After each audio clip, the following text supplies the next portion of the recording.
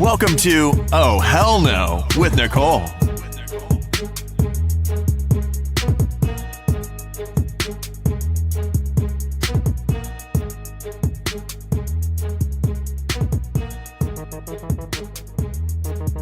Hey everyone, welcome to another episode of the Oh Hell No podcast. Today we have Trina E. Hooks. She is CEO and founder of A Divine Purpose Ministry. She's a pastor of the Anointing of Christ Ministries and now an author. And she's also a mom, a wife, and a grandma. So welcome, Trina. Thanks for joining us. Thank you so much. I'm so excited to be here and thank you for having me. Absolutely. So we are going to talk about you and what you're doing. All right. So the first question I have is, as a child, what did you fantasize about doing when you grew up? Actually, I really wanted to be a doctor. I wanted to be a doctor. I wanted to go to school. I wanted to take care of people. I wanted to help people. And when I realized how long it was going to take and how many years I had to be, I said, I think this is my calling. Really? So I was like, okay, I don't think the medical field is my calling. So then I went into a different field. Mm-hmm. And from that field, I went into, now I love teaching, but I didn't go for teaching. And you know how you just like, okay, as you grow up, and I went away for college, and I actually started my family early. So I'm like, okay, let me go into the business field. And that's where I started working for the government. And so that's where I was at the government all these years working in the business field. So that's where I'm at. Oh, wow. Okay. So you're a pastor, right? So you do that on the Yes. side. Is that not like a full-time thing for you? Or how does that work when It's you're a pastor? it's always a full-time job, no matter what you Okay. doing, even at home, even at work. It's always a full time. I can get back to August 31st was my last day of actually me working at my job. I resigned from my job so that I can be in full time ministry, more time with the family also, and just go forth with the purpose that God has put into me and my family. So it is a full-time job. Any pastors, even though they say that, some people would say a part-time, you're never part-time when you're a pastor, because you are doing other things outside of the church. When you are not physically in the building, you're going visiting people, you're going to baby showers, you're going to funerals, you're going to functions and events, and so you're still moving while at the same time having a family, having children. I have children in college. I have children that's working. I have grandbabies. I have grandbabies that's living over here in New Jersey with me. I have big grandbabies that's in Florida. So I see. So how did you get into ministry? well, in ministry, well, I always went to church when I was little, and there was a time in church that the Holy Spirit just took over. I mean, took over in the atmosphere, and I knew that God has a calling on my life. But as you grow and be a teenager, and teenagers do what a teenager do, and they forget about all of that, and they want to have fun and have a good time, and then from college and even in the business world, I was like, there was more to it. There was more of me just going to work, just going to here. So I also had role models. I had my aunt, which is a doctor, Dr. Deborah Davis. She's in theology, and I watched her, and she was like another mother to me.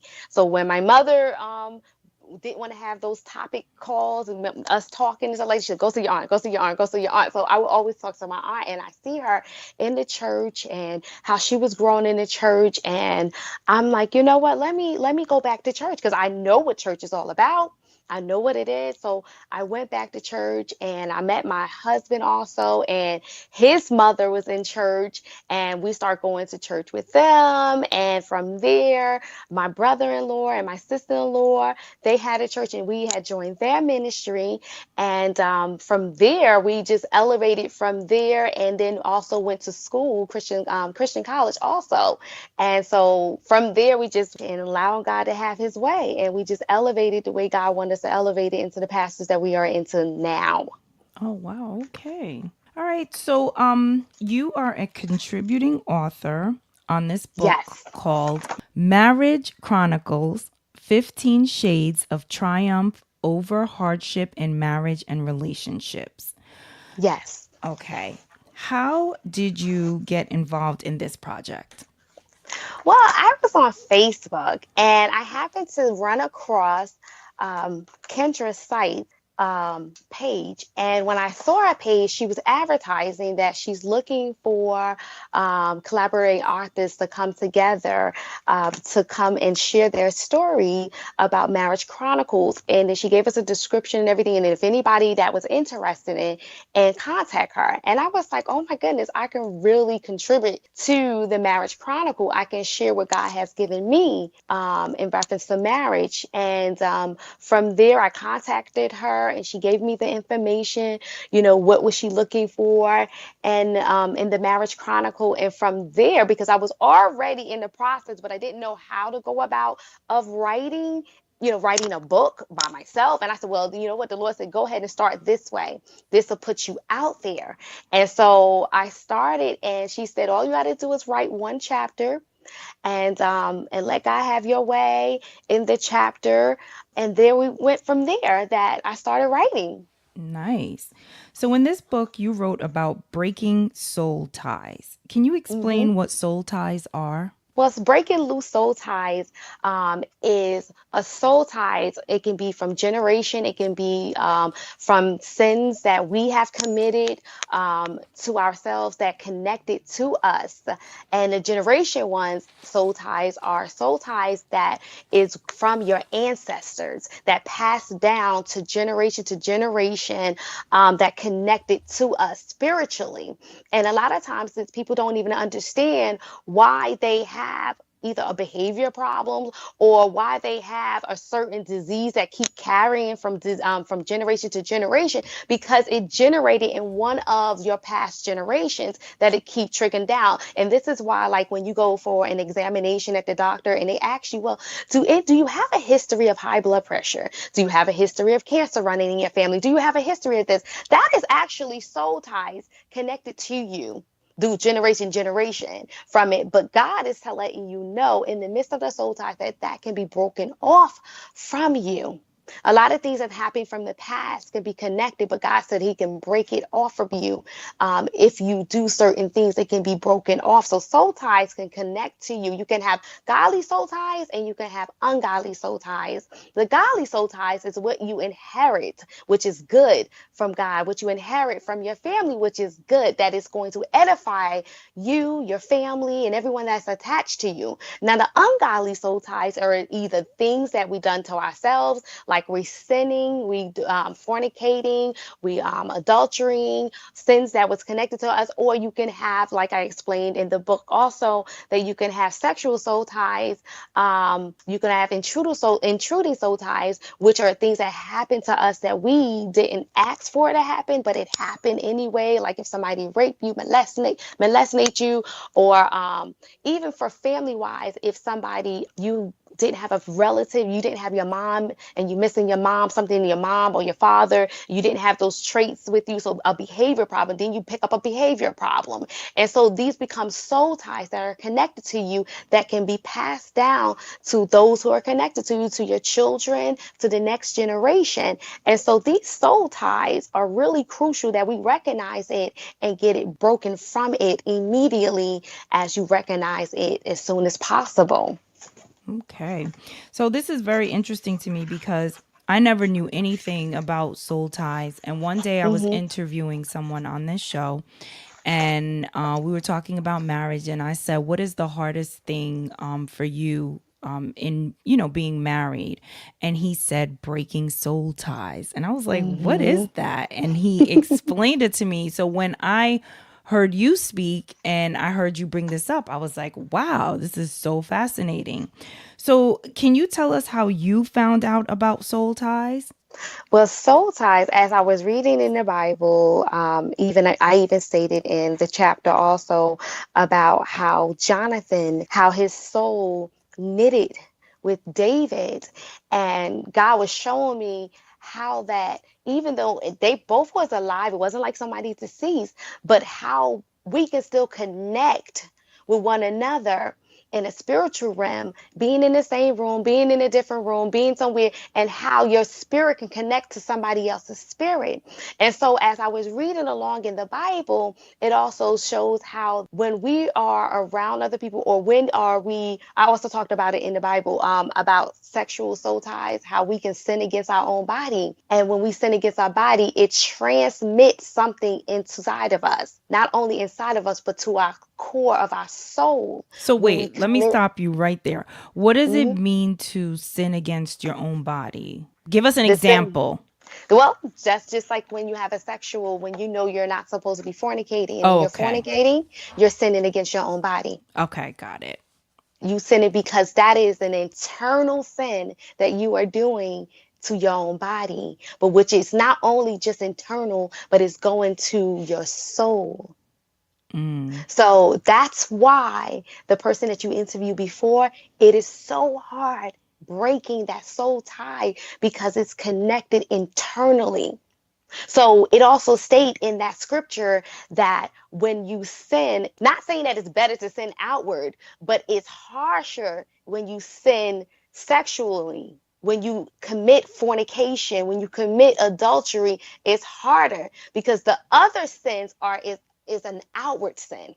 It's an outward sin that you can physically see, you can physically touch, but that inward sin, it's hard because guess what? There is souls that's coming inside of you. So when soul ties, meaning especially sexual soul ties, there is that person soul and all the, I can say demonic, all the sins that was inside that person that has not been forgiven yet is coming inside of you. That's So so you are deep. getting an attribute of them inside of you. That's so And so, deep. I mean, like mhm, seriously. So when we have sex, you're saying mhm. that our souls meet. Yes, it does. It does. So what do you say to people who say this is foolishness? I don't believe that. There ain't no souls meeting. Like what would you say to someone who had that type of attitude? For that type of person, I would tell them we don't really argue with a person when they don't really know what the Bible says. We Hmm. would tell them basically on this, then tell me this. When you break up with somebody, and a lot of people still got their exes connected to them, even though it could have been 5 years ago, 10 years ago, and you're wondering why you can't move on to a next relationship because you're still connected with that person, or you can't go on, you want to keep meeting the same person that you don't want to be affiliated with it because you are still connected with them because they still have something of you Mm. connected to them. And so you're still staying in that same place, or you picked up something from them, like say like you're not used to, and I'm just using this, eating pepperoni. You never ate pepperoni, but because you with that person, and now you picked up something. This is just something that you can really picture. Oh my goodness, now I got a taste for pepperoni. Or this person actually started, and I'm just using an example for a person that already had children with this person, and they started drinking very heavily. They had an alcohol problem and everything, and now your child has grown up and everything like that. And guess what?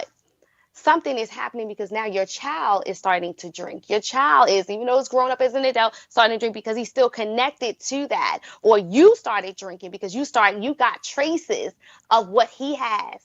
And his DNA start transferring into you.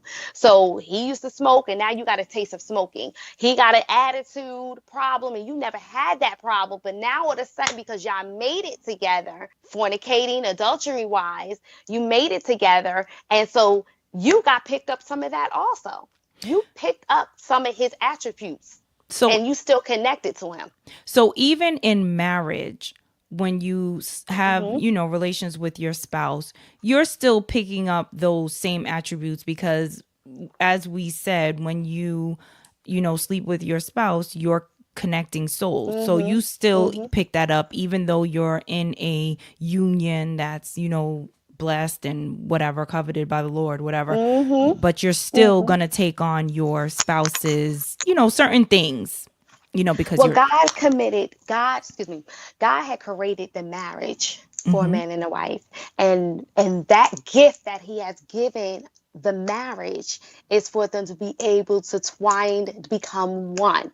When you become one in the right way, meaning that you did not have no outside relationship before y'all met, did not have sex before you said, I do. You become one. So the saying is, you start thinking like him, he start thinking like you. He can repeat. He can say the next word that's coming out your mouth. You share things with him internally, and he shared things with you internally.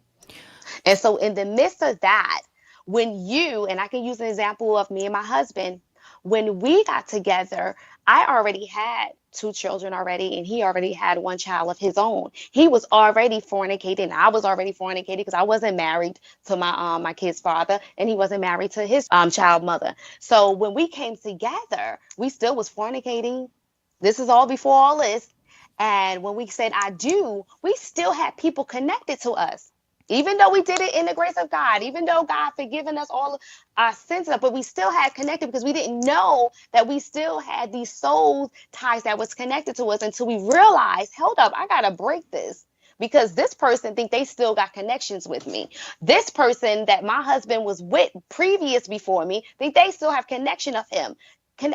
So we had to break those soul ties because we did stuff outside before we even said I do. So So we brought stuff into our marriage. so And one so we had to recognize it. so once you break the soul ties, then you Hmm can become one with your spouse. Is that We the, you we know, already won with a spouse once we said I do. We okay. already won. That's already won. That's already done.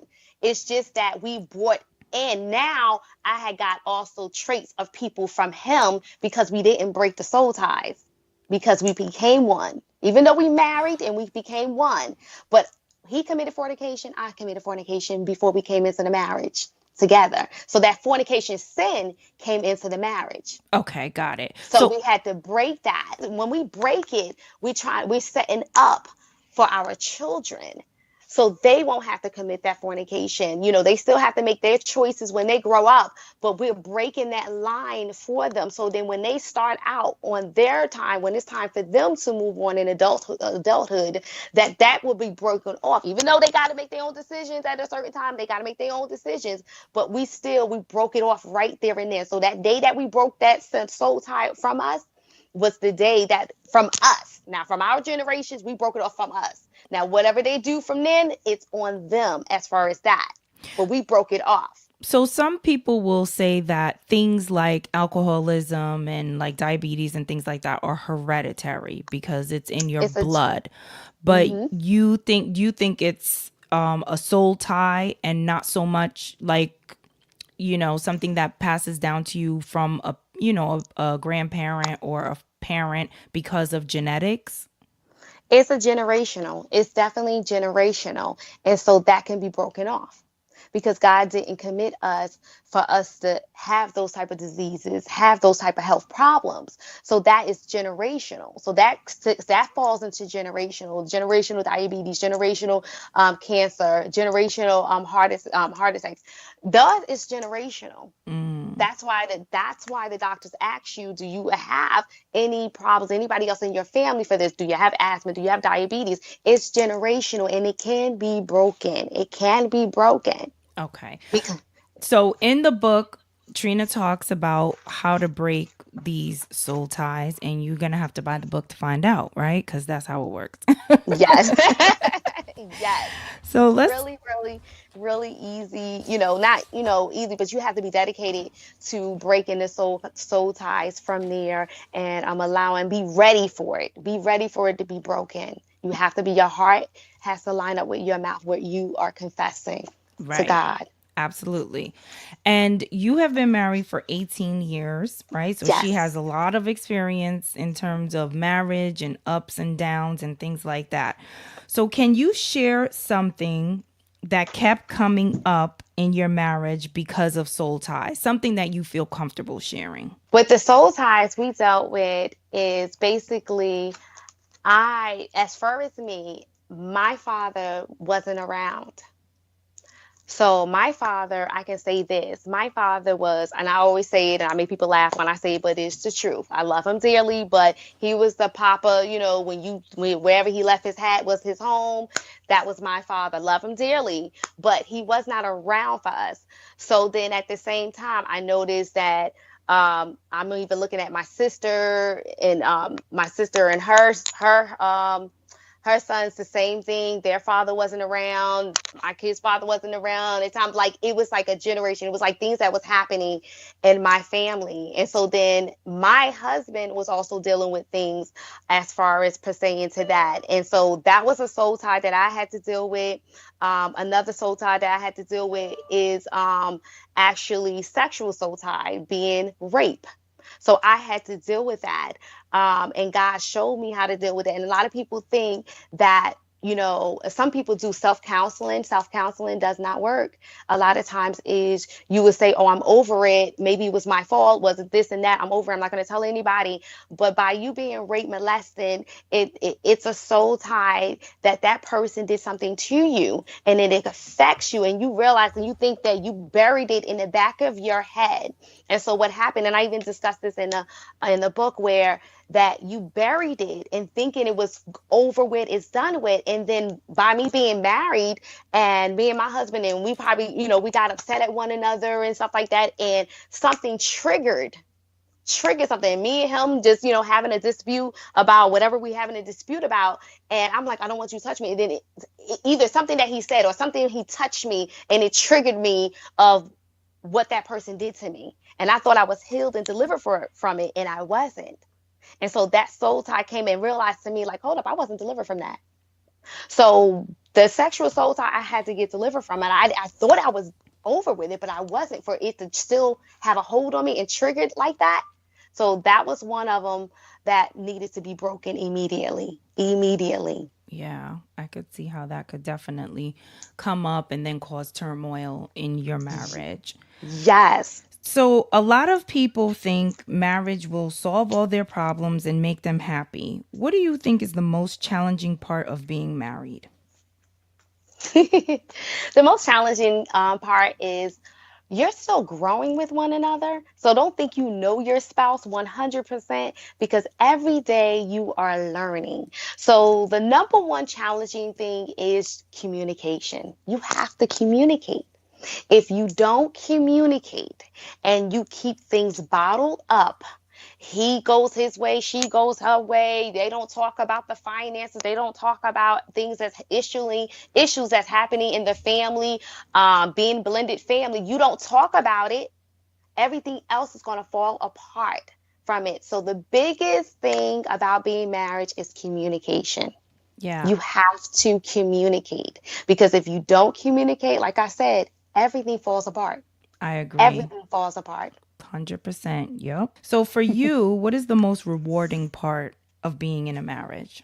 I love my husband. The rewarding part is God showing me, and this is not only for those who are married. This is those who are single and desire to be single, because God teaches us how to love one another gracefully. That we're not perfect, but he loves us gracefully, and that, with me and my husband, I love him so dearly that he showed me how to be a better wife, who I am. He showed me just as a right verse wise with my husband, how he to be a husband to me, to grow. And I have this partner. I have this partner with me. So even when the kids go away, they go on, live their life, I still have my hubby. Yep. So, I often hear people say, how can you spend the rest of your life with one person? What are your thoughts on that? Oh, that's real easy. That's real easy. When you are committed and dedicated to your marriage, to your husband, it's real easy because you know what? Time flies. It really does flies. And I'm like, I look back and I'm like, oh, we've been married 18 years. That was quick. We've been together for 20, but 18 years, it just went by so fast. So when you truly love and committed, you will be committed to that person, that one person for the rest of your life, because you don't have to worry about nothing else. You don't have to worry about, the enemy would try to bring somebody else in it, but it ain't gonna work. Not in this marriage, because we communicate with each other. We date each other. So if I give any advice to anybody that is married, continue to date one another, because even when the children are gone, you still have each other. Absolutely. You have to be able to know that when the children are gone, hey, we still can do that. Actually, we're more freer now. We can vacation more. We can, we don't have to wait until summertime to go vacations. We can go anytime because our kids are grown. Date one another. You're still learning from one another. So for all the single ladies out there, what are some telltale signs to know if you are dating your God-given mate? The tell signs that you can do. Well, first thing I want you to pray about your mate. Pray about the spouse that you want, that you are asking God for. Pray about it, because God's going to show you some things that He wants you to do. But as far as the signs, you are going to be on one accord with the things that you like. So if you like to go, and I'm just using skating, there's something that he's going to compliment me with it. So even if you introduce it to him, he's gonna like it because you like it. If you like to do certain things, you're gonna see that he compliments you and you compliment him, because you're both working in this, trying to work the relationship, the dating part of it. So you'll know when you pray for your mate, God is going to show you if that's the one for you. So that's the number one I really want you to do, is definitely pray for the mate. And then when you out there dating, ask the questions. Ask your questions that you want him to answer, because it's better to get everything out in the open. When I first dated my husband, I'm telling you, I scared him. Because I already had 2 children, and I said, listen, I don't know what you're looking for, but this is me. I have 2 children. I love them dearly. And if you want to date me, I need you to be serious, because I'm not playing no games. I told him straight up, because I don't have time. I'm at the point in my life. I'm young. I got 2 kids. I'm doing what I'm supposed to do. I'm working. I'm providing them in daycare, and I need to know that are you going to be a provider? Are you in this? Are you serious about this? That's right. I had to ask him straight up, and he was like, you scaring me. I was like, listen, I'm telling you what it is right now. And me and my husband, we got a couple of years apart from each other. So he was just like, he's older than me. So he's like, whoa, you're serious. I'm serious. So if you're in this, then we can go on. We can go on a date. But if you're not, then we're not going on a date. Right. And he was like, I'm in this. I'm in this. Exactly. So, don't waste your time. Exactly. And that's exactly what I said. I was like, I'm not playing any games. So I want you.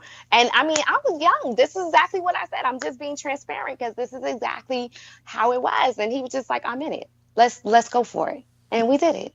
And we're here 18 years later. We are married. That's amazing.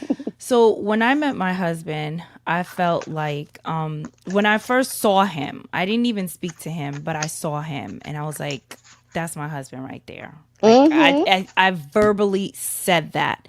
And I know when you spoke at the event that I went to, you said your husband actually is the one who said that he had, that thought, like God spoke to him and said, that's your wife. And he was young and not even thinking about marriage and, that whole thing. So for when I talk to my husband, I know that he didn't have that thought, that feeling. So do you think that because not everyone hears from God in that way about a soulmate, do you think that it matters that maybe you two shouldn't be together, or you're not soulmates, or, some people are just more in tune with certain things than others are. And, if things are meant to be, like you said, it'll gel and, you'll know. What are your thoughts on that? My thoughts on that is just like at the conference that you has heard me and my husband speak, is that he will feel something about you and you will feel something about him if it's the soul, if it's for you. there's something that's going to spark. There's just something to be spark. And that's exactly that what happened to me and my husband. And it was just like, like I said, when we got together, when we first saw each other, it took us a year to actually date, for us to even connect, to date wise. But there was something that happened in the midst of it. And for those who didn't get the spark, I'm not sure if you got the spark and he didn't get the spark of it. But as far as that, there's something that makes you want to think. It's something that when he saw you, he thought about you, he couldn't get you out of his mind.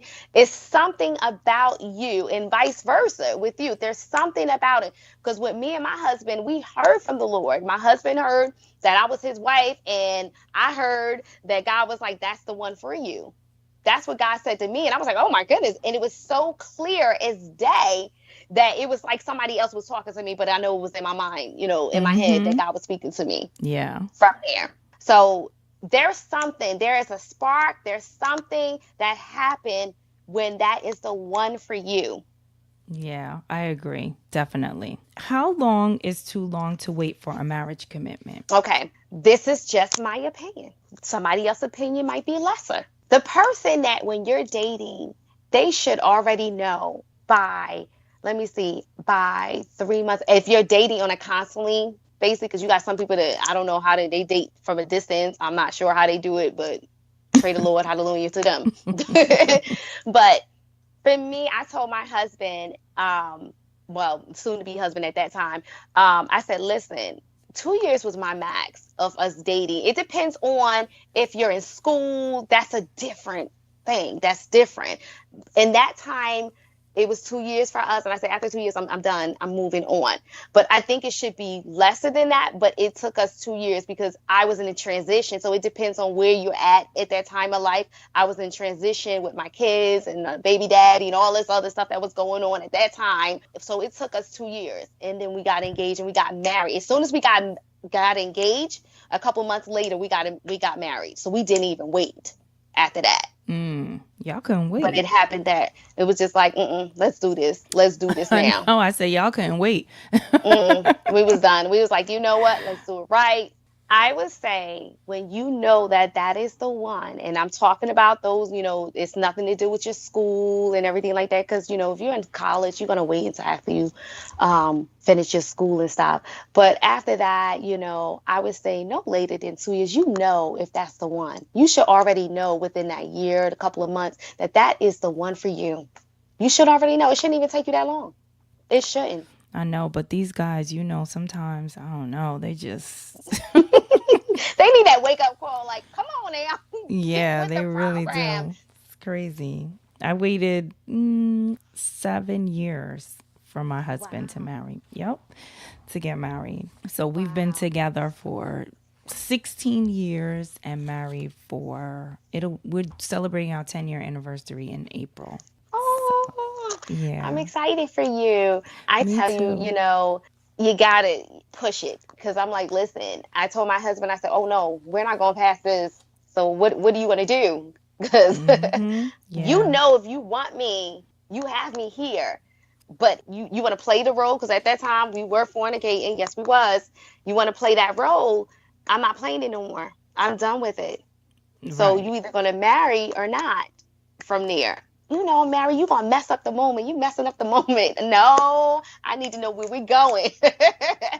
So you need to know where you're going in your relationship, and it's very important. So I would say do not wait long, because that person should know if they want to marry you or not. And I'm not talking about if you're in college and y'all got goals and you want to finish completing your college, go for it. Do what you got to do. I'm talking about after you already set up, get married. Yep. If that's the one for you, get married.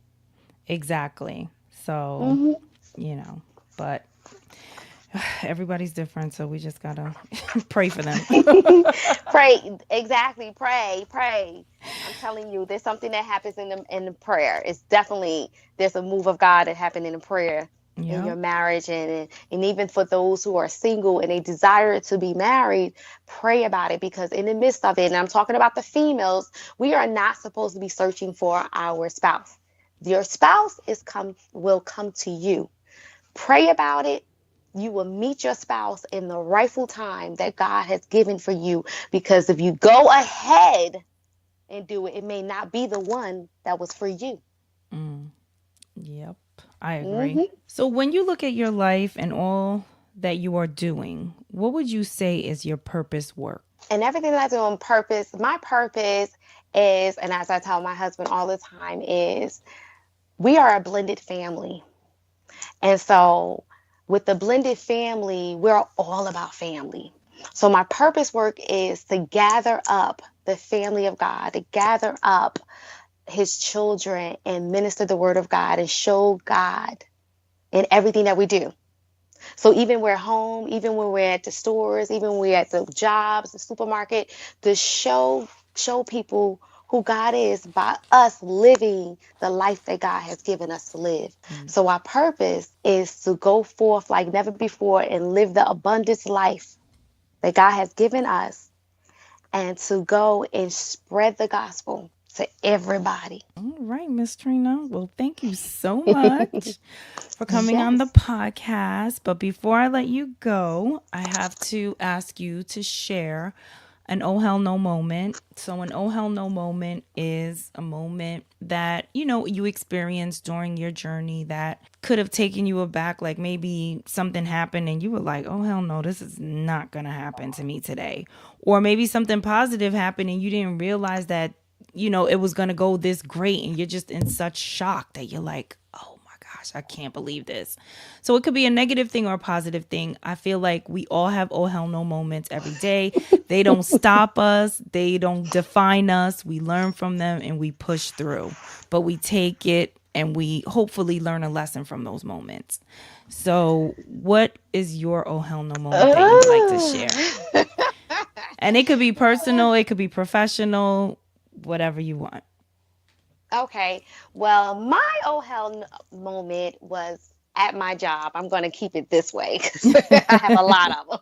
So my oh hell no was basically at my job. And when at your job, your supervisor, your coworkers will try you to the very core of things, will try to get you to come out of yourself, like. So my oh hell moment was when I came to work one day and I sat down at my desk and I said, this is going to be a positive day. I'm going forth like never before. I'm going to do my job and everything like that. And it took me every strength, every string, every prayer that I'm prayed for me not to get out my seat one day, because in the next cubicle they didn't know I was there and they started talking about me. So my oh hell moment was me not getting up and saying things that I wanted to say. But my oh hell moment was when I had to get up and the person came to me and they looked at me and said, oh, hey, Trina. Good morning. I was like, did you even know that I was sitting here and I heard your whole conversation there? So I had to go. And then I had to even write something for that girl up after I just put something positive in that atmosphere about that girl. So my oh hell moment was me not getting fired that day. That is crazy. Yes. That's a great oh hell So no moment. I shared that one. I have a lot of them, but that one Yes, is nicer. exactly. Yes. Well, again, thank you so much for coming on the podcast and sharing a little bit of your journey and yourself with us today. We really appreciate it. And I want you to tell everybody where we can keep up with you and what you're doing and where we can buy the book. Okay. So, again, my name is Trina E. Hooks. You can follow me actually on Facebook under Trina E. Hooks. Also, you can follow me on Monday through Friday on Facebook Live on Transformation Morning at 7 o'clock a.m. Eastern Standard Time, where we're there sharing God's Word daily. And it'll be in a special Thursday where we go transparent and wear the shades and everything on Transformation Morning on Thursday. So you can buy the book. You can actually go on my Facebook and also purchase the book on there. Inbox me, and you can email me at trinaehooks@gmail.com, and also go on a divinepurposeministry.org page, and you can also order the book on there. You contact me if you're interested in a personal development coach. You can contact me. My telephone number is 732-860-8897, and I look forward to working with you. Great. That's awesome.